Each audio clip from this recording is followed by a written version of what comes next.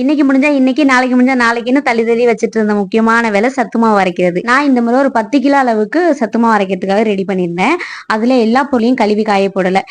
இந்த முறை வந்து கேழ்வரகு, வரகரிசி, சாம, குதிரைவாலி, தினை இதுல ஒரு சில பொருள் சிறு அரிசியா இருந்த எல்லாத்தையுமே கழுவி காய போட்டுட்டேன். இதுல கேழ்வரகு கழுவும் போது கண்டிப்பா ஒரு 5, 6 நடை கழுவணும். அது வந்து வீட்டுக்கு மாவா இருந்தாலும் சரி, எதுக்கு சமைக்கிறதா இருந்தாலும் சரி, கேழ்வரகு நல்லா கழுவி எடுக்கணும். அதுல கழுவி எடுக்கும்போது ஒரு மாதிரி அழுக்கா மேல் தோல் வரும்.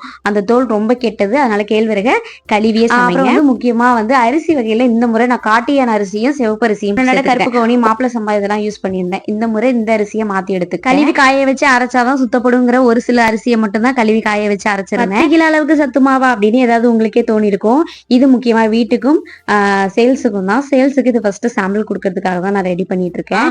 யூடியூப்லயா அப்படின்னு மட்டும் நினைக்காதீங்க. எனக்கு ஆன்லைன்ல எந்த ஒரு விருப்பமுமே கிடையாது.